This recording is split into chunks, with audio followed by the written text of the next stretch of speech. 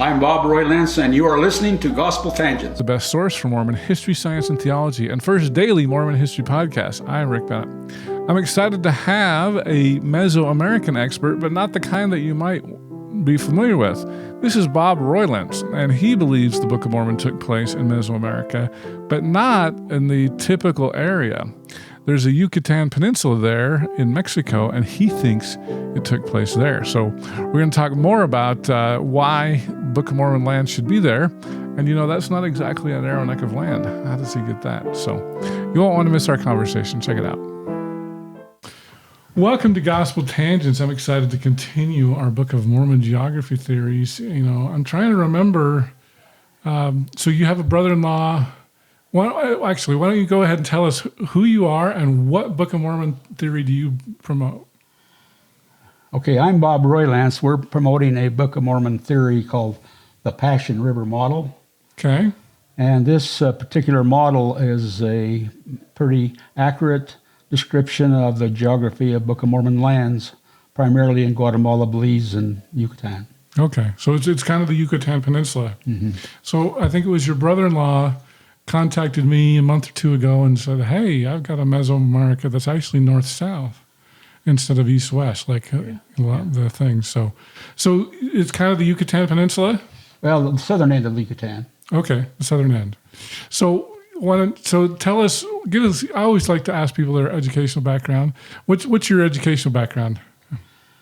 I have a bachelor's degree in agricultural economics and agronomy. Oh, wow. And I've been involved in a lot of very large international farming projects, and it's been a very incredible opportunity for me. So you're like Ezra Taft Benson. You're a farmer, right? I am a farmer. And agriculture economics means you're a statistician too, right? Oh yeah, that's very important. Statistics. I have to tell you, I met a guy for my master's degree. I was getting my oil changed, and this guy came in and saw me studying my statistics book, and he was like you, and he was telling about this. They were actually studying marijuana, believe it or not, and they were like, "Well, we're done with it. Should we just burn it?" And he's like, "No, you're going to make the whole city high. Why don't you just dig it or bury, plow it under?" Oh, I've got a lot of stories about agriculture, but I don't think you want to go into all those today. Well, it was funny. It was such a good story. We actually had him speak at our senior seminar, so it was great. Spent 4 years in Africa helping farmers there, and oh wow, about 20 other countries, and just lately in Guatemala. So. Okay. Well, great. Well, what got you into thinking that the Yucatan Peninsula was where the Book of Mormon lands took place? Because I'm sure that the Meso guys aren't real happy with you. Is that right? Right. The thing that's driving me is that when I read the Book of Mormon, it becomes alive, because we really nailed the locations, and so I just feel like I can just walk down the streets almost. And the other thing is that I've been very disappointed in the fact that there's no consensus by anybody on where the Book of Mormon lands are. It's just the fact it's getting worse every day.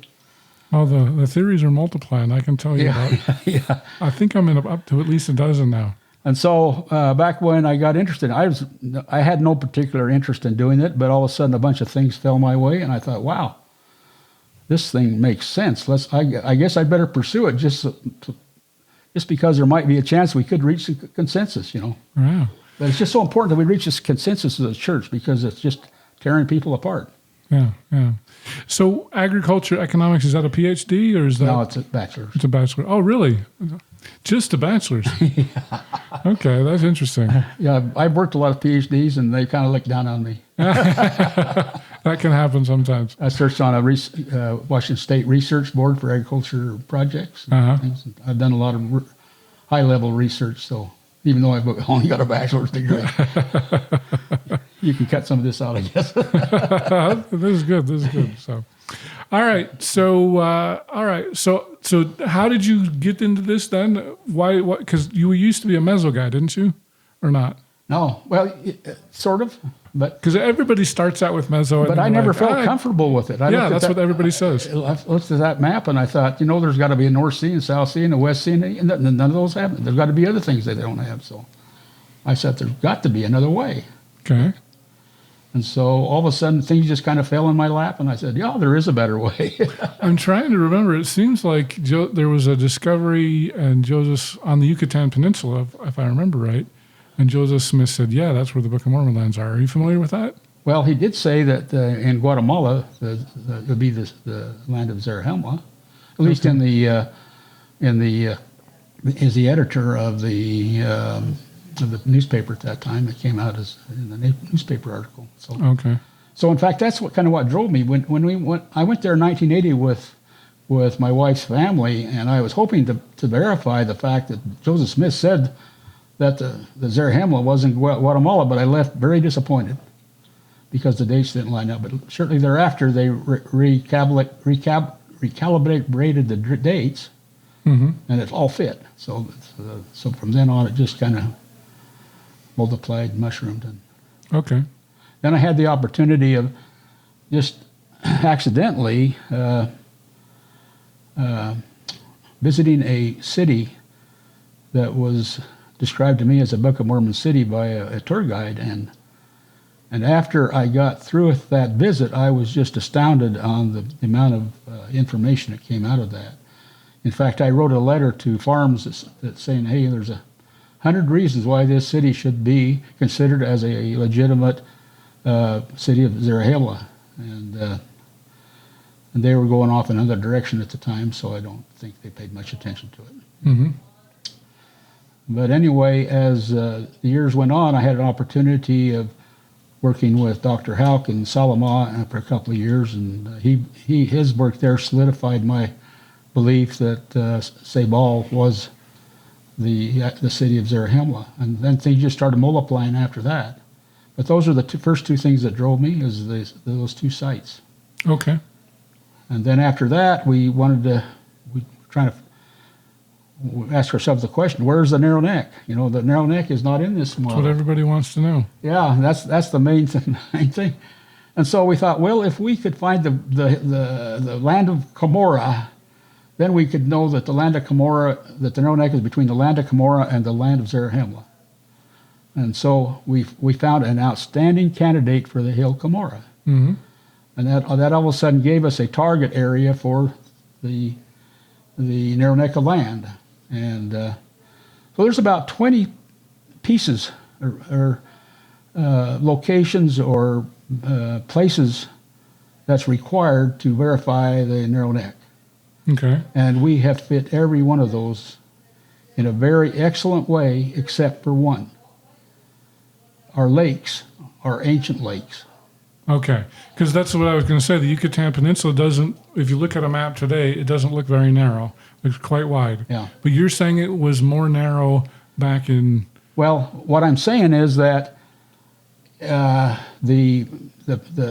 other people that, like Sorensen and others that have kind of led the way on Book of Mormon's geography, they have assumed that the Isthmus of Tehuantepec was the narrow neck of land. Mm-hmm.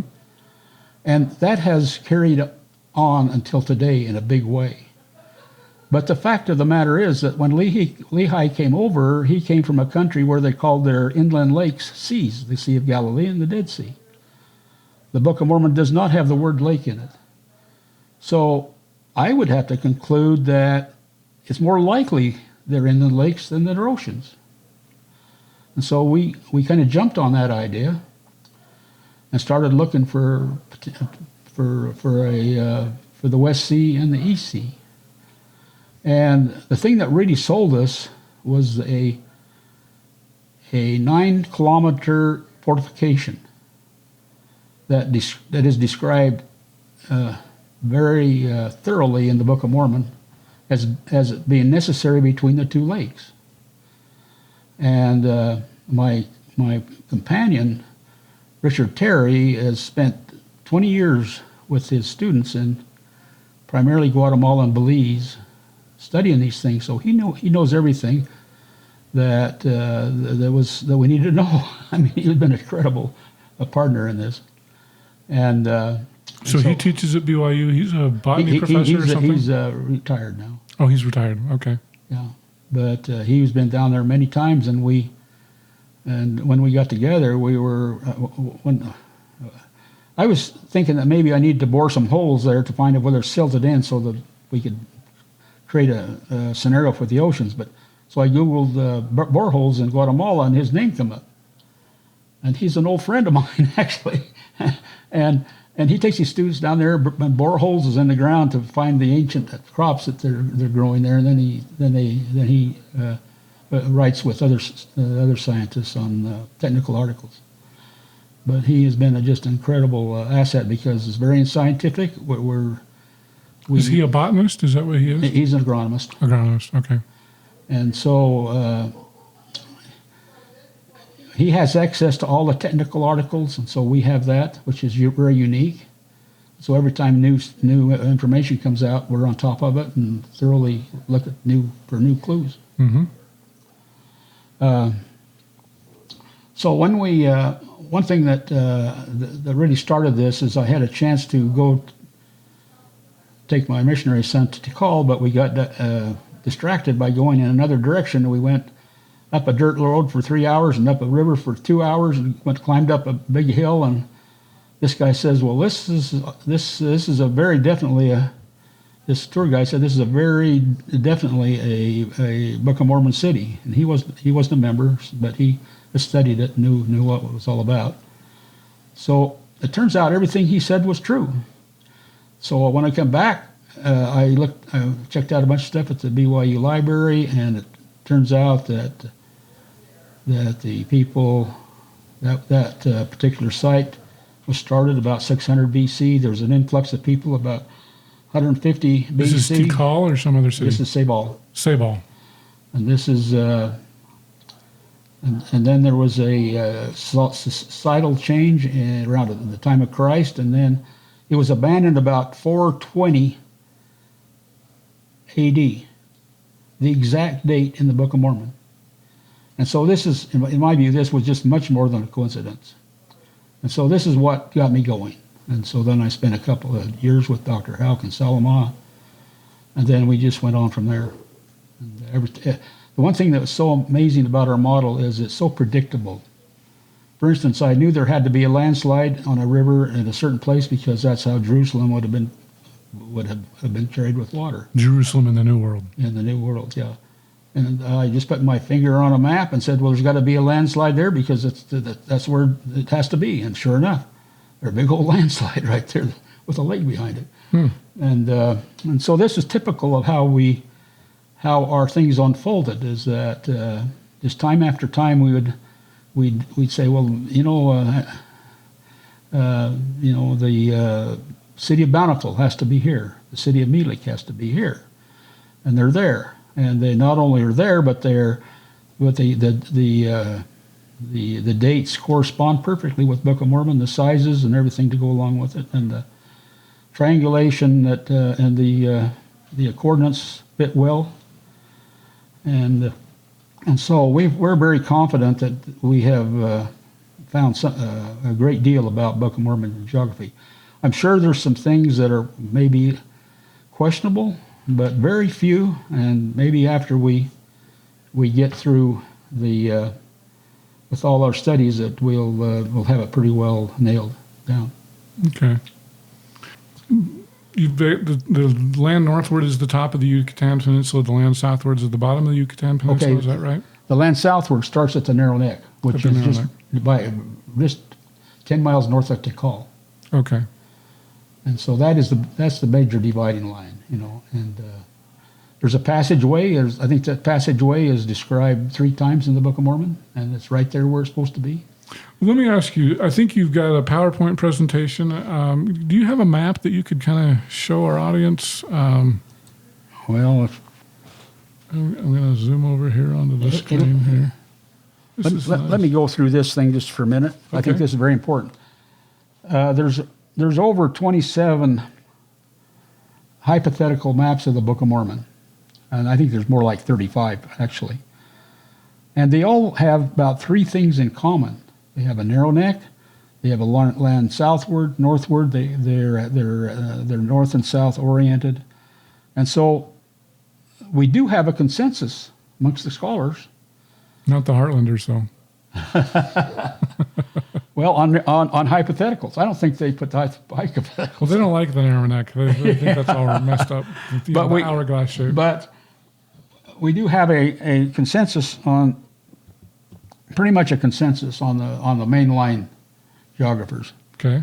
And it has a West Sea, South Sea, the land southward and south northward. It does not have a North Sea or a South Sea. And that's a big problem because the scriptures are clear on that.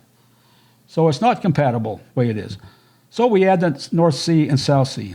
And wow, it's close to compatible, but we still have the narrow neck to worry about. Right. And that doesn't look very narrow at the moment, but No, you're going it to doesn't. fix that. Yeah, the existing narrow neck is 120 something miles long, and it's impossible. Impossibly wide. And wide, yeah. and so if we take the narrow neck out for the time being and put it on the map, it fits perfectly. And so now we have the chore of finding the narrow neck. And this is where a lot of people get a little bit skeptical because it's so far from what people are used to. And this is actually a LiDAR of the West Sea. And we do have an aerial I should show you, but I don't have it handy. But it just, this sea is an ancient sea. And there's scientific proof that there was a lot more rainfall back in the Book of Mormon times than these actually fill up with water. Even today, they fill up water when there's a heavy rainstorm. And so this is kind of an interesting development. But so the West Sea and the East Sea are two of the 20 things that are necessary for the narrow neck. You've got to have the City of Desolation, which is to the north, which is Yucatan. You've got to have the North Country, the Land of Desolation. You've got to have the Land of Bountiful, which is right south of the narrow neck. You need to have a city, Lib City, where he used as a game reserve headquarters, where they gathered game. That's what we believe that was the Tikal was Lib City. And then we have several other things that tie it all together that make it just a perfect match for the narrow neck of land and the long fortification, the 9-kilometer fortification, and the narrow passageway. It's all there. And so when we realized that this was this really existed, we were very, very certain that we really had it figured out. Okay, so as we look here, because you've got a note there, it says Richard Hansen had said these areas were filled with water during the pre-classic period. And that's that's Book of Mormon times. Do we have approximate years on that? 300 BC. Go 2 to 300 BC, then is the center of it. Okay, and then does it have a name? Like, I know the Great Salt Lake is a lot smaller than the original Lake Bonneville. Does this have a name like the geographers would know? Yeah. Let me skip to that. Okay. Sorry. We're skipping fast. Is the Bajo de Santa Fe and Bajo Bajel. One of them. Okay. Bajo de Santa Fe is the sea east, and then Bajo, Bejucal, Bajo. How do you say that? I don't know. Okay, and so that's the sea west, and do those stretch all the way to the ocean, or are they just giant lakes? No. They're just giant lakes. Yeah, they have outlets. Okay. They have water. It's kind of like the Continental Divide in the United States. This is the Continental Divide in the Yucatan and the northern Guatemala. Okay. Water goes both directions. Okay. And so this is, so you got a 12-mile narrow neck of land. Yeah, basically. something like that. Yeah, close. And so 12 miles, you could walk across that in a day. That would make a lot of sense. That's about a day's journey. Okay. But that's jungle. That's you're walking through a jungle. Right. I mean, it's pretty thick, so it's not. It's not for the faint of heart. Actually, it started out, the first time it mentioned it was a day and a half. Then about several years later, when they mentioned the second, there's only 2 times they mention the Book of Mormon as being lakes. And the second time they probably built a trail, and that was only a day. Then they could do it in a day. Okay. First time it was a day and a half. Okay. And so do we know what time period roughly those lakes disappeared? I guess they wouldn't have to necessarily be Around the time of Christ, probably. Oh, you think? So, okay, so they just dried up because of the drought or something, or what? Yeah, there was a major, the rainfall, scientific data shows that the rainfall was much less. In fact, some scientists believe that was the reason the demise of the Maya, or why all those major cities became vacant, because they just never had the water. Okay. But that's just one theory. Okay. So it was around roughly from 300 BC to 180, basically. And there may be times when they were full, and other times they weren't. But he says his description was that they were full of water for decades. So whose description? That's Hansen's description. Oh, okay. He called it decades, like it so wasn't. Not centuries. That would be probably, yeah. I don't know. It's probably a guess. So it's kind of a fleeting. The lake's here one day. It's not here the next maybe, decade. Something like that. But if it's decades, that's 10, 20 years. Probably 30 years. Would they identify that as a landmark if it's just there for decades? So remind people where does it talk about the narrow neck of land in the Book of Mormon? It's just north of the land of Bountiful. No, I mean what book? Alma, Nephi? Oh, mainly Alma, Helaman. Alma and Helaman, okay. Yeah, and there's a few other. So that would have been 100 100 AD, or excuse me, BC. Well, let me get the exact here. Okay, this one is it's 80 and 60 BC. 80 and 60, between 80 and 60. Okay, and that's in Helaman 4 where it mentions that. Yeah. Okay, I'll give you the exact. Alma 22, 50, and 52. Okay. Helaman, yeah. So 80 to 60 BC. Yeah. It's interesting that the last time they mentioned the narrow neck, they don't mention the seas. I'll show you this right there. There's no seas. That's what's mentioned in that scripture. That would imply that there's not water there, but maybe they just didn't. So Mormon didn't notice it in 350 AD. Yeah. There was no sea there. Yeah. The sea would have disappeared. Yeah. Interesting. Would it have been narrow then? Well, there would have been swamps and bajos. Okay. And so that might have been more of a deterrent than even a lake. Okay. Because it would be hard to get through. It's really hard to get through, and there's snakes and things in there that would be a problem, But Okay. So the narrow neck is still very valid at that point. Mm-hmm. Okay, because you're not going to want to walk through a bunch of swamps. You're going to stay on the dry land. Yeah. Okay, that makes sense. But the City of Desolation, which is currently Wachatoon, is just a neat place, and the dates line up. The time that the Lamanites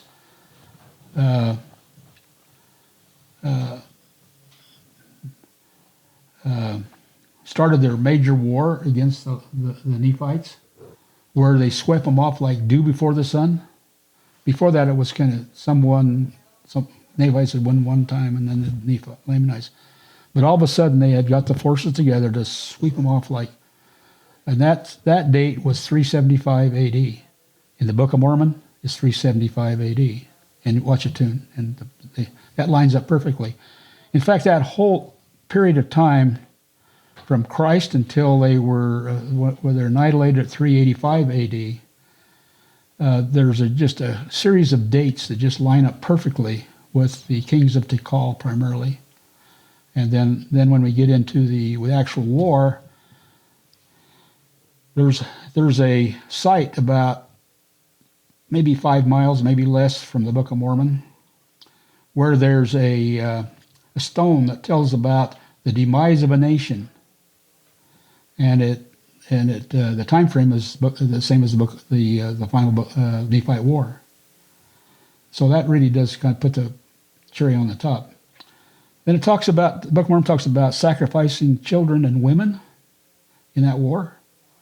Well, there's a cave nearby that has skeletons of children that have been sacrificed, and they date back to that war.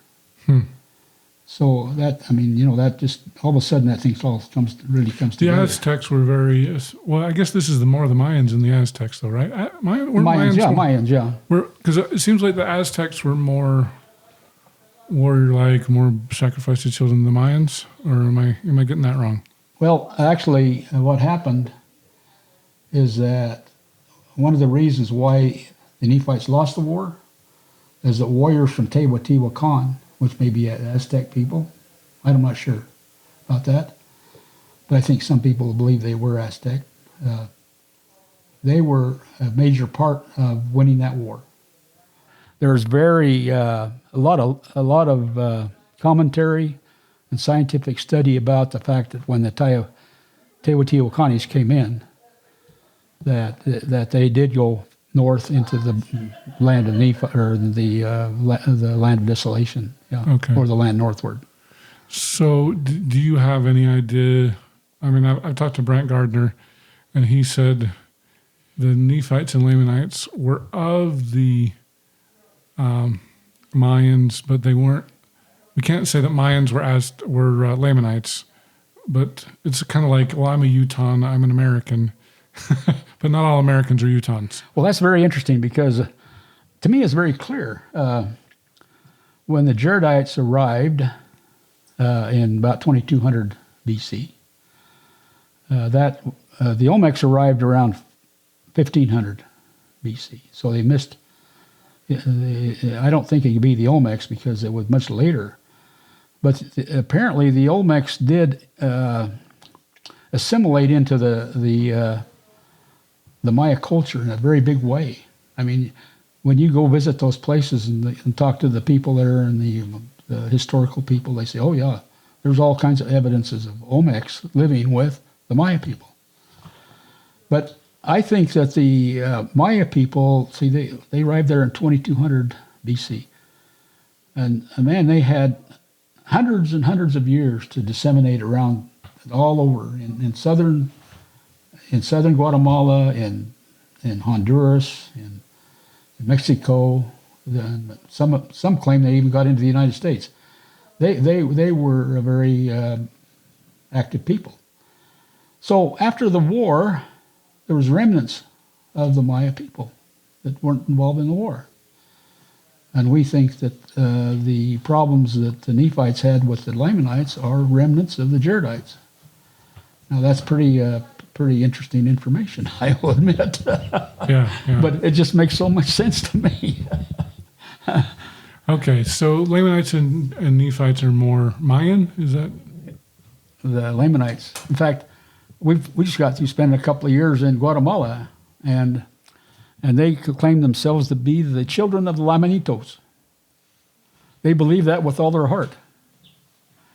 And leaders have told them that too. And I believe that myself. Well, and I've been to Belize, which is on the Yucatan Peninsula, and there we visited a place called Lamanai, which sounds a lot like Lamanites. Oh, yeah. That's Jordan for us, for the Book of Mormon. So Belize would be kind of part of your... Oh, it's a major part. Yeah. Belize is a major part. Okay. And I'd love to go to Belize because you're right in the middle of it all. Plus they speak English. That's what I like. Yeah.